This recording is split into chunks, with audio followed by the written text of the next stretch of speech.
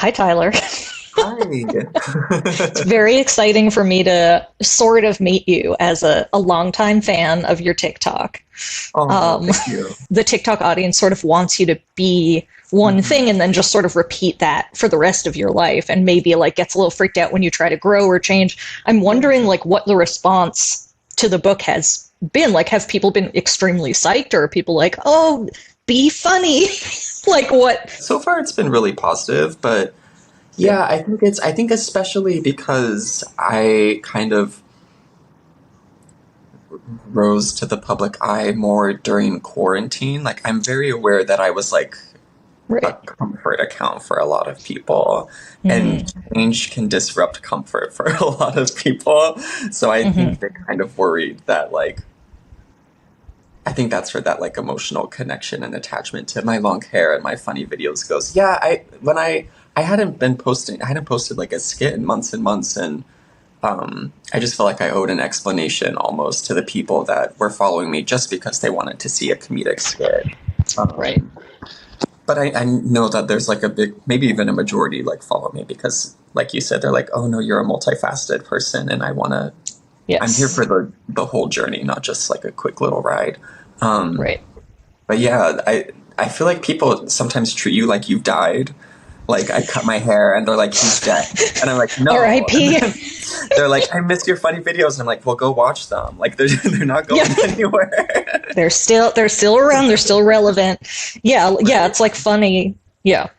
And I'm like, I'm always gonna be a silly guy. Like I'm never gonna tell a joke again. I was just like, I just don't have the heart to like do a 10 character comedic skit anymore. Right.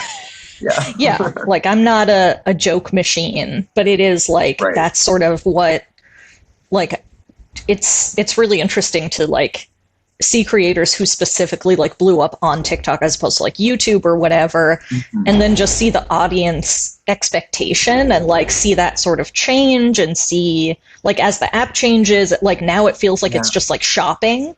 And I'm just like, when did this happen? Like, if you don't have something just Yeah. like a scrub brush to sell, you're just, people are like, next. Yeah. Yeah. It's like I've seen the same tattoo lip sync kit so many times. And I'm like, this is Yes. amazing, but like where's my The shadow work journal. Oh Yeah. my god, the relentlessness of those shadow work. I'm like, I know I need to work on myself, but like, Right. please, I was like, not now. show me a cat first. Like I need Yeah, yeah, to yeah, exactly. Yeah, show me that Shiba Inu who like just goes to the spa. If like Exactly. that's fine. Yeah, nothing to Yeah, buy or that's so sell there.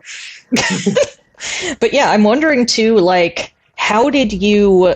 Obviously, these everything has like happened over like a long period of time.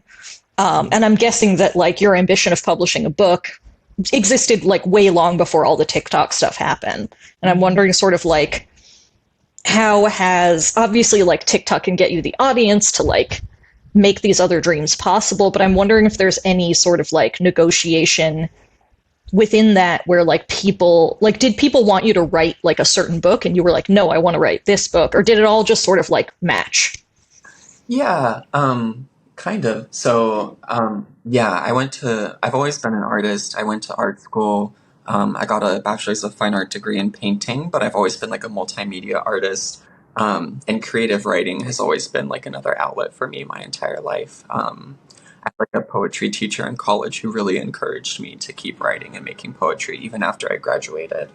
Um, so I'd always wanted to write a book, and especially like an art book. That was everything I loved, like photography, mixed media, collage, poetry, just like everything that I felt like made me me. And I had a literary agent reach out to me back in 2021, and he came to me like, I don't know if you've ever wanted to like write a book, but I'd love to meet with you. And I was like, absolutely. And he first came to me with the idea. He was like, I think it'd be cool if you wrote like a comedy book where you kind of had these like your fever dream esque comedic skits where you had these strange scenarios and you could illustrate it because he knew I was an artist. And I was like, that could be cool. I'm gonna think about that. And then I sent him a mini manuscript with like scans of human teeth and poems about dying. And he was like, Nice. I love it. Yeah, it's like I'm thinking like a light comedic touch. How about some Right. teeth? What about mortality? And yeah, Right. it's both. It's very Barbie energy. It's very like, do you think about dying in the middle of the Yeah. party? Like, It's yeah, very much that. And but he was love like it. extremely on board, and he was like, I love it, this is great. He was like, let's go, like let's rock and roll. He was very much like a fan of my videos. He wasn't just like trying to make a quick buck off of me. I wanted to sort of just get a sense of like your relationship to like magic and like tarot and witchy and all the stuff that's like very Yeah. much in there. Yeah, I feel like magic has been like one of the biggest constants through my whole life. Um, Even when I was like 4 or 5 years old, there was a period where I wouldn't leave the house without a matching top hat and cape. And I had like a Naturally, yeah. I had like a trick wand that like if you held it a certain way, it looked like it was like levitating in your hand, and I would go up to strangers and be like, "Ta-da!" At, like, Oh my like a god, little amazing. age, and, Yes. which also probably ties into my like roots as a like performer and like need for to be on the stage and stuff too. But and my mom was always very like new agey. My dad grew up Catholic, was a Catholic school teacher in his spare time too. Me and my two sisters had to go through like CCD and like Catholic church school and all of that stuff. But my mom was very like new age spirituality. She was always like burning incense, tons of crystals, medicine cards, things like that. So I kind of grew up with both. And as I got older, it just kind of shifted. I like took the like ritual aspects and like from my like Catholicism roots, and then like the new age aspects from my mother, and then like found my own kind of like Yeah. path and magic and practicing that Nice.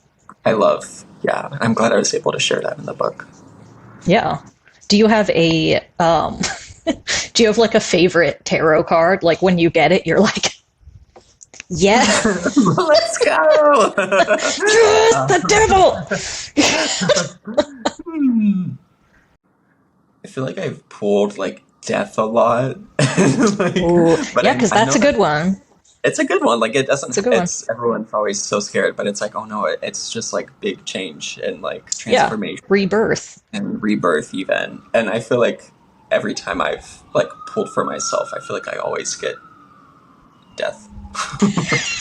It's like the change keeps stasis? No. That's Hell no. fine. Yeah. You're not done. Yeah. Nope. It keeps going. Yeah. Is there one that is like particularly scary? Um, Um, I don't think so. I truly don't believe there's like any bad cards. I feel like yeah. maybe there's a card you don't want to hear in that moment, but maybe that's Yes. like for a good reason that you needed to Mm, like read and pull it anyways. Yeah. yeah. Do you have like a practice where like something that's specific that like you sort of have to do every day just to keep that like either something spiritual or something just sort of like for sanity's hmm sake or whatever that like every day I know I have to do this like before I sort of start my day. Yes, actually I do.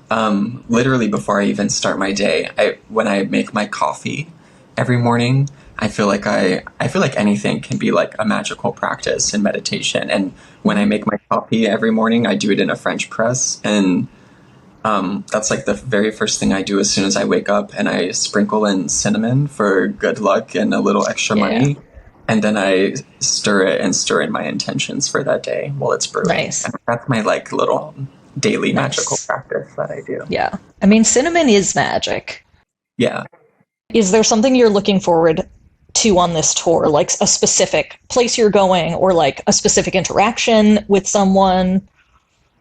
Yeah. I mean, just like um, the first stop in LA on my was like so magical because it was my birthday, it was my book launch Nice. day, and I don't often, as like an internet personality, get to meet the people who watch my videos face to face.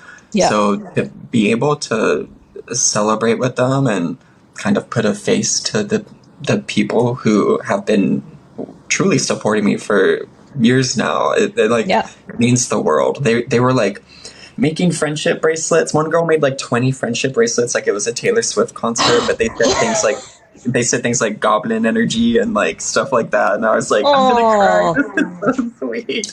that's awesome. So it was just like so like they one girl brought me a potion, someone brought me like dead butterflies, and I was like, you guys really did get me like Someone's gonna give you like a scan of their teeth and be like, I need you to I have would this. love that. Somebody was like, can I give you my teeth? And I was like, I've been trying to get people's teeth for years. Yes, please. Yeah. And I'm also really excited. I've never been to Boston, and my publishing company booked me an extra day so I can do a day trip to Salem for the Ooh, first time. oh, So hell yeah. Yeah, no, that has to happen. I'm so excited. It's like I've never been. I can't wait to go. Yeah, it's very cool. Nice.